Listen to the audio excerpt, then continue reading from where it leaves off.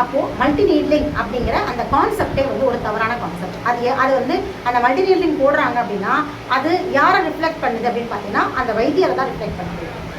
அந்த வைத்தியருடைய மன சமநிலையற்ற தன்மையை தான் வந்து அங்கே காட்டி கொடுக்குது.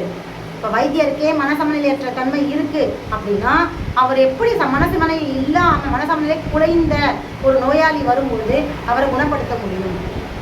இந்த நோயாளியை விட டாக்டர் ஆரோக்கியமாக இருந்தால் தான் நோயாளி அங்கே ஆரோக்கியமான இடத்துக்கு வருவான். இப்போ டாக்டரோட மனமே இங்கே சமநிலை இல்லாமல் ஆசிலேஷனில் இருந்துட்டு இருக்கும்போது அவர் கொடுக்குற ட்ரீட்மெண்ட் எப்படி வேலை செய்யும்? அப்போ நீ தத்துவத்தை ஒழுங்காக படிக்கல, அக்குபஞ்சரை ஒழுங்காக படிக்கல, 10 இடத்துல போட்டு ஏதாவது ஒன்று உடம்புக்கு வந்து சூஸ் ஆப்ஷனை கொடுத்துருக்க, சூஸ் த பெஸ்ட் ஆப்ஷன் மாதிரி நீ நீரில் போட்டுக்கிட்டு உன்னுடைய ட்ராபேக்கை மறைக்கிறதுக்கு, உன்னுடைய துல்லியத்தை மறைக்கிறதுக்கு, துல்லியம் இல்லைங்கிறத மறைக்கிறதுக்கு நீ உடம்புக்கிட்ட வாய்ப்பை கொடுத்து உடம்புக்கிட்ட சரணாகதியாகி நிற்கிற.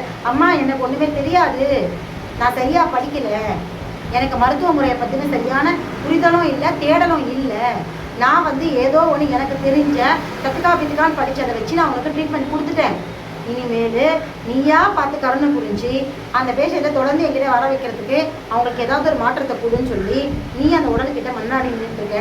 அது பாவம் பரிதாபப்பட்டு உன்னை பார்த்து தலையில் அடிச்சுட்டு அடப்பாவி ஒருபடியாக உனக்கே படிக்க மாட்டியாப்பா, நீ கெட்டு போகிறது பத்தாது என்ன வேற சேர்ந்து உன்னுடைய இதில் சிக்கல், நீ சிக்கலில் மாட்டிக்கிட்டு இருக்க, படிக்காமல் உடம்பு தத்துவத்தை ஒழுங்காக புரிஞ்சுக்காம என்னையும் சேர்த்து சிக்கலில் மாட்டி விடுறியாப்பா அப்படின்னு சொல்லி அது ஒரு பக்கம் புலம்புது, நீ ஒரு பக்கம் புலம்புற. இந்த புலம்பல் என்ன ஆகுனா நோய் தாக்கத்தை தான் ஏற்படுத்தும். அப்போ ஆதி மருத்துவம் அக்குபஞ்சர் பிறந்த சீன தேசத்துல இருந்து வந்த மிக துல்லியமான அப்படிங்கிற ஜென்சியூ அப்படிங்கிற அந்த அடிப்படையே இல்லாத சிகிச்சை செய்கிறவங்களை நான் வந்து அக்கு ஹீலர்ஸ், அக்குபஞ்சரிஸ்ட் அப்படிங்கிறத அக்செப்ட் பண்ணிக்க முடியும். ஸோ மல்டி நீட்லிங் அப்படிங்கிறது தவறான கான்செப்ட். அதை விட என்னன்னா உடலுக்கு எதிரான கான்செப்ட். ஏன் உடலுக்கு எதிரான? அது போடுறதுனால என்ன? நாங்கள் வேணால் எந்த மற்ற சிகிச்சை முறைகள் வேணால் நாங்கள் செய்யலை, சித்த மருத்துவ மருந்துகள் கொடுக்கல, கை வைத்திய முறைகள் சொல்லலை, இல்லை எந்த உறவு பரிந்துரைப்புகள் சொல்லலை, எந்த விதமான அவங்களுக்கு பரிந்துரைப்பே சொல்லலை, வெறும் ட்ரீட்மெண்ட் தான் பார்க்குறோம், ஆனால் மல்டி நீட்லிங் போடுறோம். அப்போ எப்படி தவறாக இருக்கும் அப்படின்னா நீ தான் மனசு விலை இல்லாததுனால தானே மல்டி நீட்லிங்கே போடுறேன். உனக்கு எது சிகிச்சைக்கான புள்ளி, எது டிரான்ஸ்ஃபார்மர் அப்படிங்கிற விஷயமே தெரியலையே. அதெல்லாம் வந்து சிகிச்சைக்கான புள்ளியே இல்லைன்றது தெரியாத போது நீ எப்படி சிகிச்சையாளனா இருப்ப? சிகிச்சைக்கான புள்ளியை தெரிஞ்சவன் தான் சிகிச்சையாளன். உன்னால் அந்த துல்லியமான இடத்துக்கு வந்து நிற்க முடியாதவ எப்படி ஒரு வைத்தியத்தை செய்வப்பா? இன்னைக்கு சித்த மருத்துவம் அழிஞ்ச மாதிரி அக்குபஞ்சரும் அழிஞ்சிடும் ஒரு கட்டத்தில். தத்துவத்தை வந்து பிறண்டு போச்சுன்னா அது எதுவாக இருக்கட்டும், தத்துவம் கோட்பாடு அப்படின்ற இடத்துல இருந்து நகருது ஒரு மருத்துவம் அப்படின்னா அது வந்து நிச்சயமாக கொஞ்சம் கொஞ்சமாக அழிஞ்சு போகிறதுக்கான வாய்ப்புகள் அதிகமாக இருக்குது. ஸோ மல்டி நீட்லிங் அப்படிங்கிற ஒரு மல்டி நீட்லிங் பண்ணுறவங்க அக்குபஞ்சரிஸ்டே கிடையாது. அவங்ககிட்ட போனால் நிச்சயமாக நோய்க்கான தீர்வு இருக்காது. தற்காலிக வலி நிவாரணியாக இருக்கும், சர்வரோக நிவாரணியாகவோ நிரந்தரமான நிவாரணியாகவோ நிச்சயமாக இருக்கவே இருக்காது. ஒற்றை புள்ளி சிகிச்சை செய்கிறவங்களால மட்டும்தான் முழுமையான நிவாரணத்தை அந்த உடலுக்கு கொடுக்க முடியும். அதே மாதிரி ஒற்றை புள்ளி சிகிச்சை செய்கிறவங்களும் சும்மா ஏதோ ஒரு இடத்த போடக்கூடாது. அதுக்கான கரெக்டான இடத்துக்கு வரத்துக்கான அந்த ரீச் இருக்கு இல்லையா, அது மிக மிக முக்கியமான ஒரு விஷயம். அதாவது தன்னுடைய மருத்துவ முறையில் அவங்க தங்களை வளர்த்துக்கணும். நாடியை வச்சோ சரி, இல்லை கேட்டறிதல் முறையை வச்சோ சரி, எதை செய்கிறதா இருந்தாலும் அதில் அவங்களுடைய தேடல் இருக்கணும். உயிரோட அந்த நாடியோட அவங்க பேசணும், அந்த பேஷண்ட்டுக்கிட்ட பேசணும். உயிரோட பேசினா வெறும் நாடின்னு நான் சொல்கிறது இல்லை, நாடியோட மருத்துவ முறையாக பேசணும், பரிசோதனை வழியாகவும் உயிரோட பேசணும்.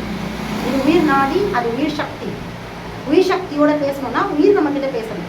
அவங்க சொல்கிறதெல்லாம் நம்ம கேட்கணும். அவங்க கேட்க கேட்க கேட்க கேட்க நமக்குள்ள அந்த மூலகங்களுடைய பாதிப்புகள் வரும், தேடல் வரும், ஒரு ஆய்வு வரும், ஒரு அலசல் பிறக்கும். அது வழியாக புது வளர்ச்சி தோன்றும். அது வழியாக மருத்துவம் மேன்மை அடையும், செழுமை அடையும், செம்மைப்படும்.